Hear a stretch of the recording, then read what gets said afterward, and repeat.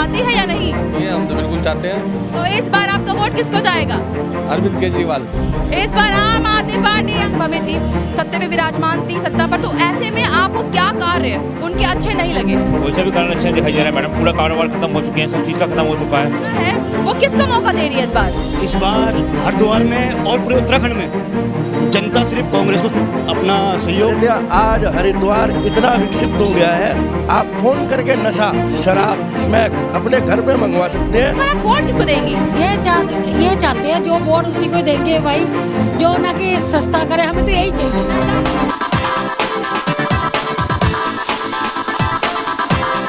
नमस्कार, आप देख रहे हैं देश हित न्यूज़। मैं हूं आपके साथ आफरीन बानो। 2022 विधानसभा का चुनाव शुरू होने में अब कुछ ही वक्त बचा है। ऐसे में कोई दल शिलान्यास पे शिलान्यास कराया जा रहा है, तो कोई दल भ्रष्टाचार और बेरोजगारी को अपना मुद्दा बना रहा है, तो कोई गारंटी पे गारंटी दिए जा रहा है। इसी क्रम में आज हम मौजूद हैं चौक के पास। आप देख सकते हैं कि ये विधानसभा हरिद्वार विधानसभा के अंतर्गत आती है। यहाँ पे हम लोगों से बातचीत करेंगे और करेंगे चुनाव पर चर्चा। तो आइए शुरू करते हैं सीधा जनता के साथ चुनाव पर चर्चा। नमस्कार, आपका नाम? विजय शर्मा नाम है मेरा। अच्छा, ये बताइए कि चुनाव शुरू होने वाले हैं और हरिद्वार का जो चुनाव का जो मैप है हमने देखा है अब तक, उसमें क्या है कि 2002 से राजनीति शुरू हुई है। उसमें एक बार तुम एक बार हम सत्ता में, ये मिथक बरकरार है। तो आपको क्या लगता है ऐसे में आम आदमी पार्टी अपनी जगह बना पाएगी हरिद्वार में? लेकिन मेरा ये मानना है अपने आप में कि आम आदमी पार्टी हरिद्वार में अपनी जगह क्या, उत्तराखंड में भी अपनी जगह नहीं बना पाएगी। यहाँ पर भारतीय जनता पार्टी के जो जमीनी स्तर पर काम हुए हैं वो अपने आप में ऐतिहासिक है। तो यहाँ पर जो यहाँ के निवासी हैं उत्तराखंड के, वो भारतीय जनता पार्टी से अपने आप में बहुत लगाव और बहुत विश्वास करते हैं। तो अच्छा, ये बताइए कि हरिद्वार के अंदर जो हरिद्वार की जो मेन विधानसभा सीट है, तो यहाँ पे इस बार आप लोग किस पर भरोसा दिखाने जा रहे हैं? यहाँ पर जो लगभग 4 बार से जीतते आ रहे हैं माननीय मदन कौशिक जी, उनका कार्यशैली और उनका काम अपने आप में बहुत अच्छा है। वो हर किसी के परिवार में, हर किसी के दिल पर राज करते हैं, हर किसी के दुख सुख में खड़े होते हैं, हर किसी के साथ कंधे से कंधा मिलाकर चलते हैं। तो मैं समझता हूँ कि वो अपनी विधानसभा को एक परिवार की तरह देखते हैं। तो इसलिए हरिद्वार विधानसभा सीट तो उन्हीं के खाते में जाएगी। ये बहुत बहुत धन्यवाद आपका। नमस्कार सर, आपके पास आना चाहूँगी। आपका नाम? खेमचंद। अच्छा, प्रेमचंद जी, ये बताइए। खेमचंद जी, ये बताइए कि विधानसभा चुनाव शुरू होने वाले हैं, ऐसे में आप किस पर भरोसा दिखाते हैं? किस पार्टी पर भरोसा दिखाएंगे और किसको वोट देंगे आप? मदन कौशिक जी हमारे पास। इस बार मदन कौशिक? हाँ जी, उसको नहीं किसी और को मौका नहीं देंगे? ऐसी बात नहीं, परिवर्तन नहीं चाहिए। नमस्कार, आपका नाम? राजेंद्र कौशिक। क्या चाहते हैं हरिद्वार की जनता? परिवर्तन चाहती है या नहीं? हरिद्वार की जनता तो परिवर्तन नहीं चाहती, क्योंकि बीजेपी द्वारा जो है इतना कार्य किया गया है कि इतना अगर और कोई पार्टी हो तो वो नहीं करती। और हमारे मदन कौशिक जो MLA रहे, मंत्री जी भी रहे, उन्होंने हर घर में जाकर के हर व्यक्ति की समस्या दूर करी है। तो आप किसको वोट देंगे? मदन कौशिक जी देंगे, बीजेपी। मदन कौशिक जी को वोट देंगे? तो चलिए, बहुत बहुत धन्यवाद आपका हमारे देश। नमस्कार सर, आपका नाम? बादल शर्मा। अच्छा बादल जी, ये बताइए कि हरिद्वार की जनता परिवर्तन चाहती है या नहीं? ये हम तो बिल्कुल चाहते हैं। तो इस बार आपका वोट किसको जाएगा? अरविंद केजरीवाल। इस बार आम आदमी पार्टी यानी भाई झाड़ू चलेगी यहाँ पर, है ना? पक्का। अच्छा चलिए, बहुत बहुत धन्यवाद आपका। हाँ जी, आपका नाम? गुलशन अरोड़ा। अच्छा गुलशन जी, ये बताइए कि इस बार आप लोग परिवर्तन चाहते हैं या नहीं, या फिर वापस से उन्हीं को वोट देंगे जिनको देते आए हैं? हम पार्टी को वोट देंगे अब की बार। किसको वोट देंगे? पार्टी को। आप पार्टी को देंगे? अच्छा ये बताइए कि आपको क्या क्या समझ नहीं आया, कौन से कार्य अच्छे नहीं लगे? जो सरकार अभी पीछे थी, जो हमारा बीजेपी की सरकार इस विधानसभा में थी, सत्ते पे विराजमान थी, सत्ता पर, तो ऐसे में आपको क्या कार्य उनके अच्छे नहीं लगे? वैसे भी कारण अच्छा दिखाई दे रहा है मैडम, पूरा कारोबार खत्म हो चुके हैं, सब चीज का खत्म हो चुका है। तो व्यापारी हैं आप? हाँ जी। तो व्यापारी खुश नहीं है क्या बीजेपी से? नहीं जी। तो आपको क्या लगता है कि आम आदमी पार्टी आएगी तो आपके मुद्दों को सुनेगी, उठाएगी? क्यों नहीं उठाएगी? थोड़ा बहुत तो कहते हैं बदलाव तो आएगा, जब बदलाव में कुछ ना कुछ तो प्रचार होएगा ही ना, कुछ ना कुछ। तो आप भी झाड़ू चलाएंगे इस बार? बिल्कुल चलाएंगे। झाड़ू का बटन दबाएंगे? बिल्कुल मैडम। अच्छा, इस बार उनको मौका देना चाहते हैं। चलिए, बहुत बहुत धन्यवाद आपका हमसे जुड़ने के लिए।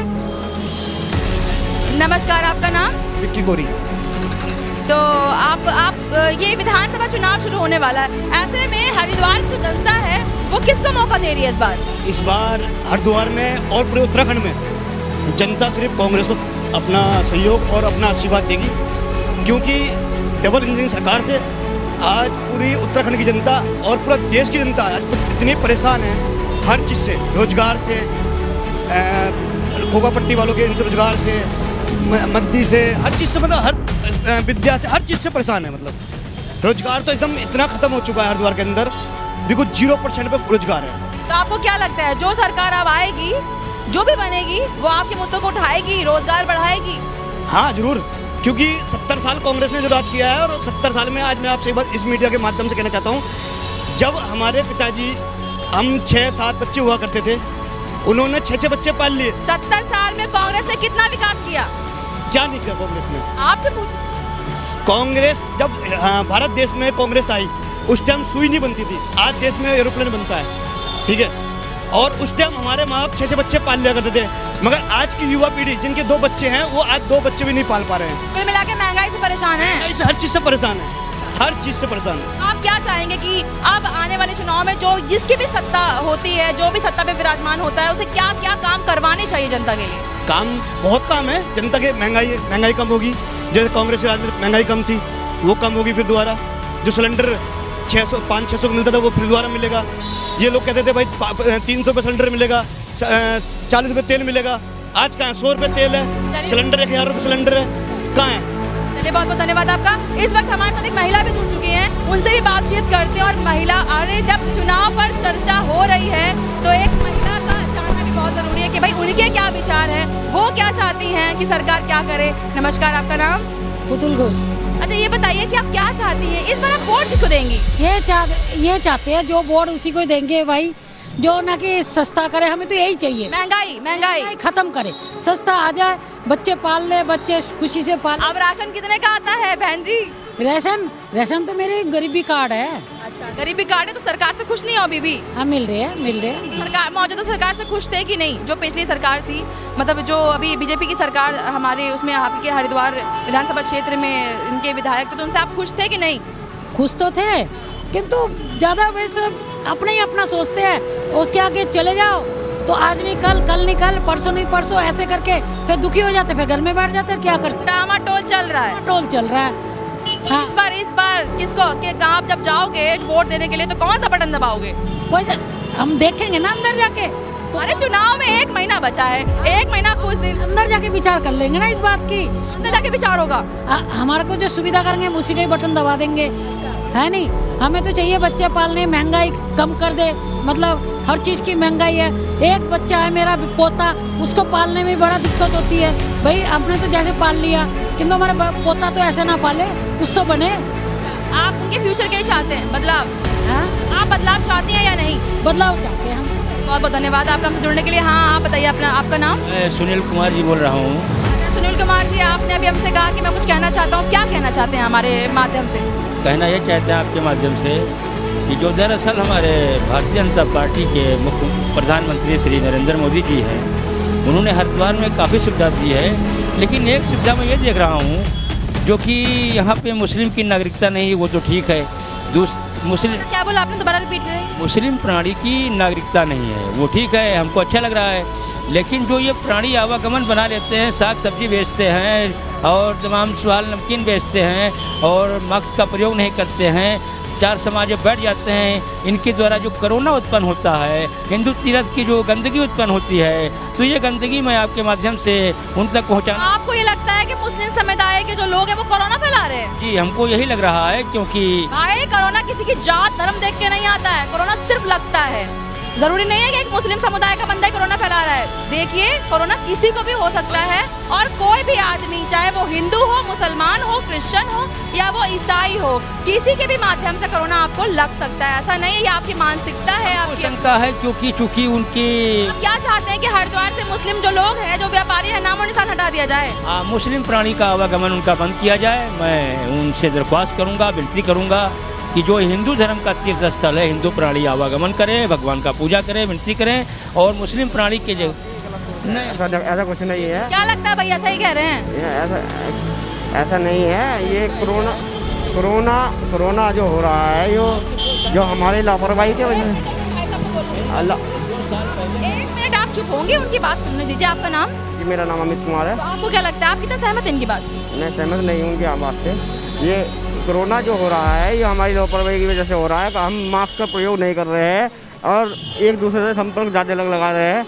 अगर हम कोरोना को हटाना चाहेंगे, कोरोना को ख़त्म करना चाहेंगे तो हमें दूरी बनानी चाहिए और मास्क का प्रयोग करना चाहिए।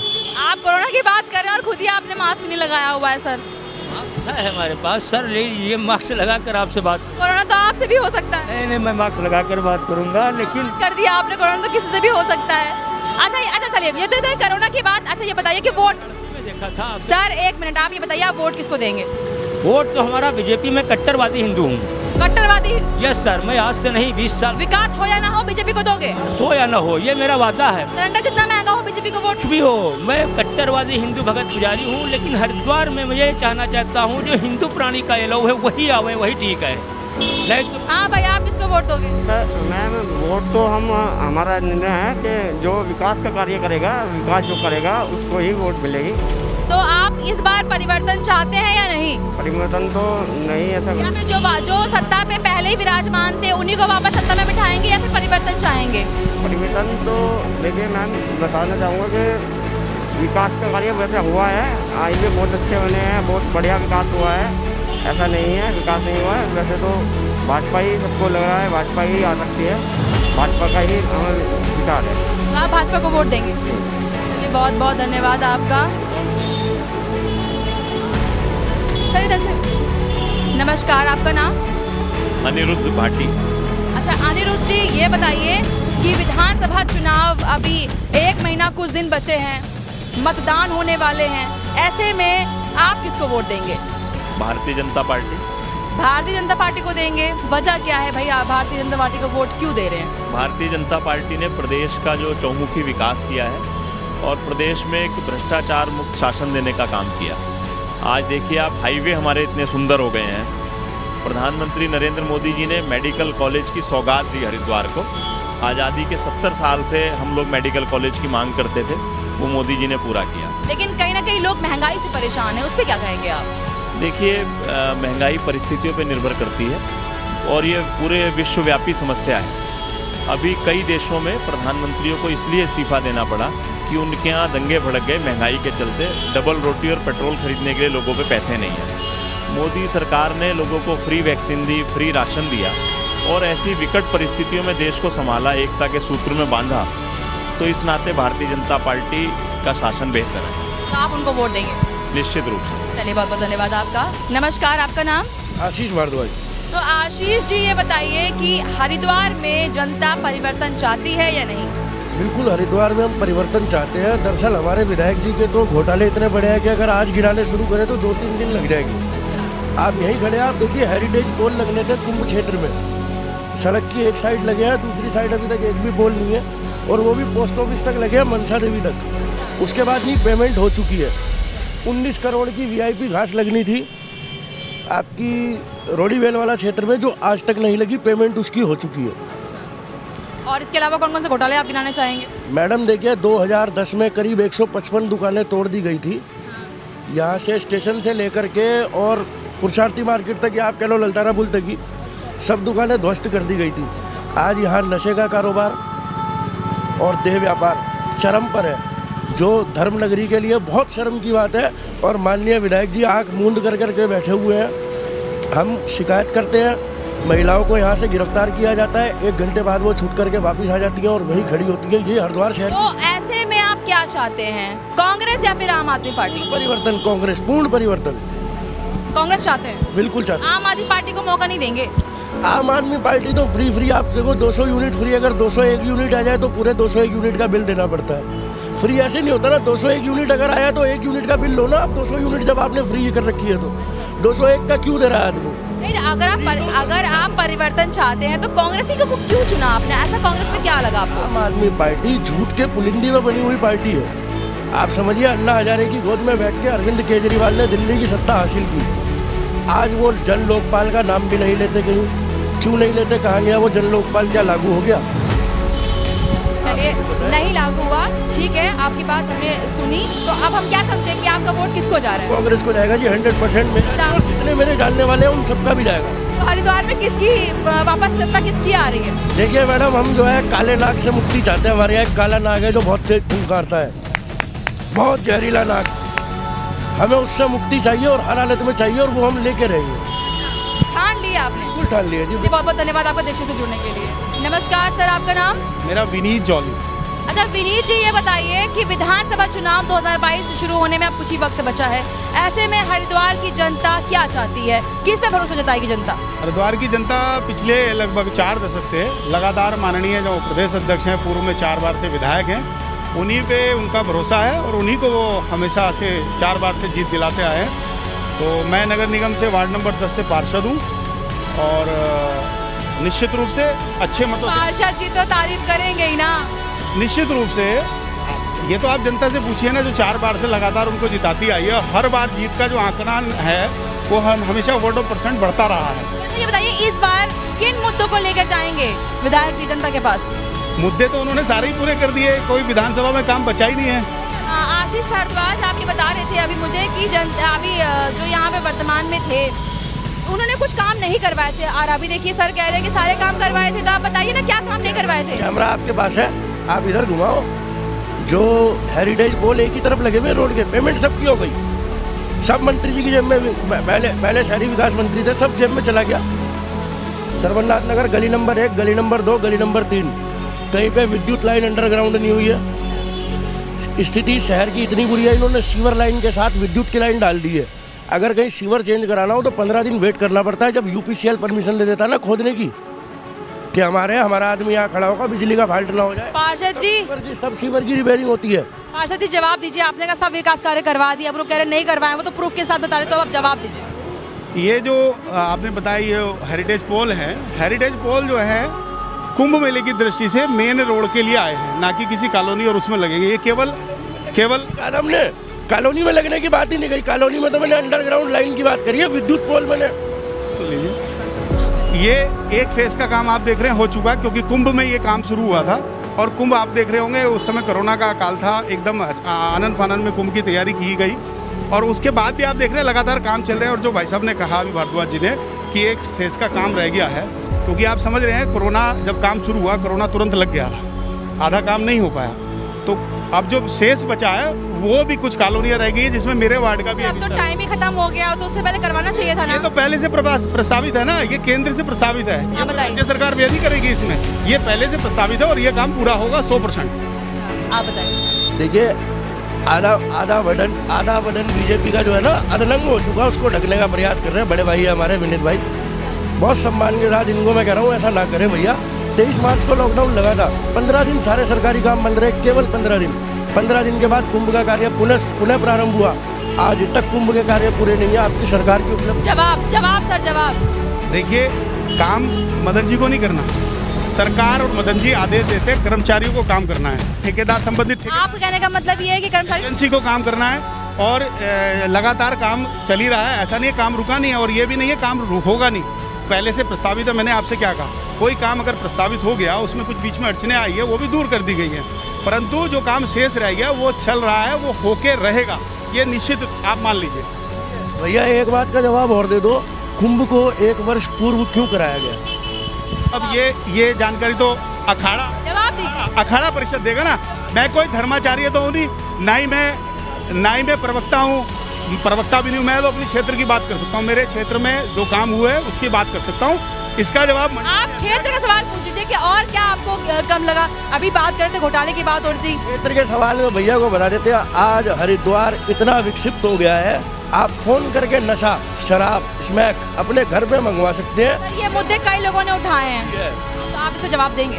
बिल्कुल निश्चित रूप से। इसके लिए कई बार सामाजिक संगठनों के साथ सरकार ने सवाल क्यों नहीं उठाए? ये नशा, ये सरकार सम्मिलित नहीं है, नशा करने वाले भी लोग यहीं के हैं और कराने वाले। आप देखिए, आप न्यूज़पेपर अगर पुराने उठा के देखेंगे तो समय समय पर प्रशासन और प्रशासन ने अपनी जिम्मेदारियां पूरी की हैं।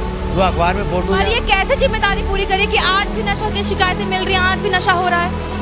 मैडम एक बात बताइए आप कि कोई कार्यकर्ता या कोई सामाजिक संस्था कोई ना नशा बिकवा रही है, नशा कौन बेच रहा है? बेचने वाले बेच रहे हैं, और ऐसा नहीं पड़ता। सर उस पर रोक कौन लगाएगा? रोक जिस हद तक लगनी चाहिए वो लगा रही है ना सरकार, क्यों नहीं लगा रही? आप कितनी रोक लगी है? आप लोग यहाँ के रहने वाले हैं, नशे पे कितनी रोक लगी है? अभी भी कोतवाली के सामने एक मेरे आप मेरे को एक मैं इनसे एक चीज़ का सवाल, नहीं, एक मिनट रुकिए, सर को सुनने दीजिए। एक चीज़ का मैं जवाब चाहता हूँ मैं अपने कांग्रेस के मित्रों से, कि आप मुझे को एक FRI मतलब एक रिपोर्ट अपनी जो है कोई दिखा दे कार्यकर्ता है जिन्होंने थाने पे जाकर धरना प्रदर्शन करा हो, अपने नाम से दिया हो कि इस क्षेत्र में बढ़ रही थी। आपने करी? सुबह गिरफ्तार होते हैं, लिखित में रिपोर्ट दूंगा, अपने लेटर पैड के ऊपर रिपोर्ट दूंगा आपको भाई साहब, आपको अपने लेटर पैड में रिपोर्ट दूंगा। सुबह गिरफ्तार, और सुनो, जो पकड़ा गया वो बीजेपी का पन्ना प्रमुख था, 40 पगुओं के साथ पकड़ा गया, लाल रंग की स्कूटी 1670।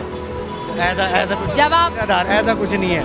आप एक बार बताइए, कांग्रेस के 10 दावेदार हो रहे हैं इस क्षेत्र। ये तो खुला हमला कर रहे हैं सर, जवाब दीजिए सर। मैं तो रहा हूँ, कांग्रेस के 10 प्रत्याशी हो रहे हैं, उनमें से किसी एक ने क्या कभी प्रदर्शन करा कहाँ शराब को लेके खुल के? कांग्रेस के प्रत्याशी ने करा।